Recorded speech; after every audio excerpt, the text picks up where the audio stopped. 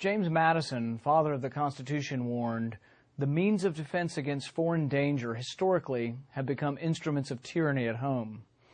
Abraham Lincoln had similar thoughts, saying, "America will never be destroyed from the outside. If we falter and lose our freedoms, it will be because we destroyed ourselves." During war, there has always been a struggle to preserve constitutional liberties. During the Civil War, the right of habeas corpus was suspended. Newspapers were closed down. Fortunately, these rights were restored after the war. The discussion now to suspend certain rights to due process is especially worrisome, given that we are engaged in a war that appears to have no end. Rights given up now cannot be expected to be returned. So we do well to contemplate the diminishment of due process, knowing that the rights we lose now may never be restored. My well-intentioned colleagues ignore these admonitions in defending provisions of the defense bill pertaining to detaining suspected terrorists. Their legislation would arm the military with the authority to detain indefinitely, without due process or trial, suspected al-Qaeda sympathizers, including American citizens apprehended on American soil. I want to repeat that. We are talking about people who are merely suspected of a crime, and we are talking about American citizens. If these provisions pass, we could see American citizens being sent to Guantanamo Bay. This should be alarming to everyone watching this proceeding today because it puts every single American citizen at risk. There is one thing, and one thing only, protecting innocent Americans from being detained at will at the hands of a too powerful state: our Constitution, and the checks we put on government power. Should we err today and remove some of the most important checks on state power in the name of fighting terrorism, well then, the terrorists have won. Detaining citizens without a court trial is not American. In fact, this alarming arbitrary power is reminiscent of Egypt's permanent emergency law authorizing preventative indefinite detention, a law that provoked ordinary Egyptians to tear their country apart last spring and risk their lives fighting to overcome tyranny. Recently, Justice Scalia affirmed this idea in his dissent in the Hamdi case, saying, "Where the government accuses a citizen of waging war against it, our constitutional tradition has been to prosecute him in federal court for treason or some other crime." He concluded, "The very core of liberty secured by our Anglo-Saxon system of separated powers has been freedom from indefinite imprisonment at the will of the executive." Justice Scalia was, as he often does, following the wisdom of our founding fathers. As Franklin wisely warned against, we should not attempt to trade liberty for security. If we do, we may wind up with neither. And really, what security does this indefinite detention of Americans give us?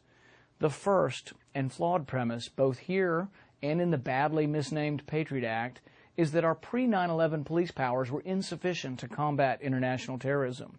This is simply not borne out by the facts.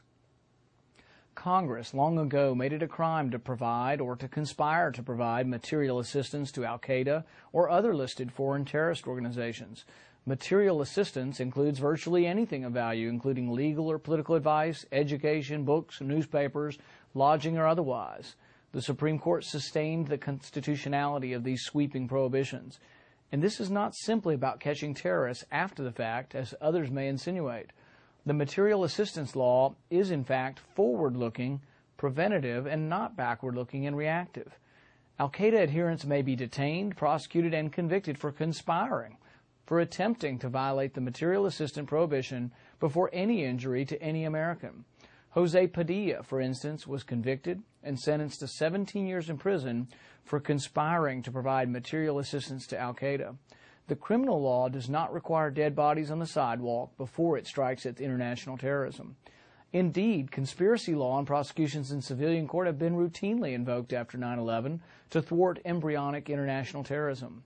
Michael Chertoff, then head of the Justice Department's Criminal Division and later Secretary of the Department of Homeland Security, testified shortly after 9/11 to the Senate Judiciary Committee.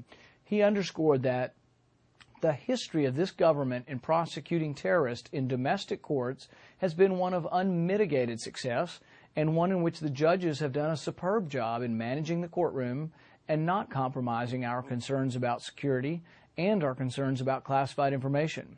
Moreover, there is no evidence that criminal justice procedures have frustrated intelligence collection about international terrorism. Suspected terrorists have repeatedly waived both the right to an attorney and the right to science. Additionally, Miranda warnings are not required at all when the purpose of the interrogation is public safety. The authors of this bill errantly maintain that the bill would not enlarge the universe of detainees eligible for indefinite detention in military custody. This is simply not the case. The current authorization for use of force confines the universe to persons implicated in 9/11 or who harbored those who were implicated in 9/11. This new detainee provision would expand the universe to include any person said to be part of or accused to be part of, substantially supportive of al-Qaeda or Taliban. Be aware, though, that these are people who are accused of, not proven to be, but suspected to be or accused of. These terms are dangerously vague. More than a decade after 9/11, the military has been unable to define the earmarks of membership in or affiliation to either al-Qaeda or other international terrorist groups. Some say that to prevent another 9/11, we must fight terrorism with a war mentality and not treat potential attackers as criminals. For combatants captured on the battlefield, I tend to agree. But 9/11 didn't succeed because we granted the terrorists due process. 9/11 attacks did not succeed because al-Qaeda was so formidable, but because of human error. The Defense Department withheld intelligence from the FBI. No warrants were denied. The warrants weren't even requested.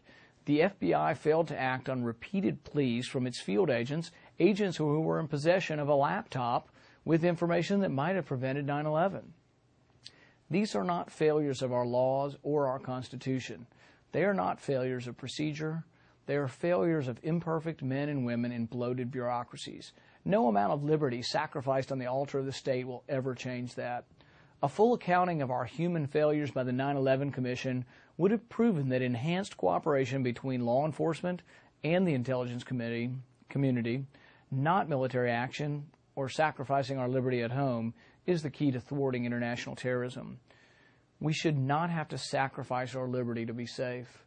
We cannot allow the rules to change to fit the whims of those in power. The rules, the binding chains of our Constitution were written so that it didn't matter who was in power. In fact, they were written to protect us and our rights from those who hold power without good intentions. We are not governed by saints or angels. Our Constitution allows for that. This bill does not.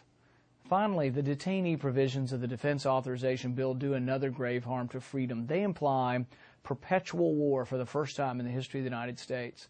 No benchmarks are established that would ever terminate the conflict with al-Qaeda, Taliban, or other foreign terrorist organizations. These are not temporary losses of freedom. These will be permanent losses of freedom. In fact, this bill explicitly states that no part of this bill is to imply any restriction on the authorization of use of force. No congressional review is allowed or imagined. No victory is defined. No peace is possible if victory is made impossible by definition. To disavow the idea that the exclusive congressional power to declare war somehow allows the president to continue war forever at a whim, I will be offering an amendment this week to deauthorize the Iraq War.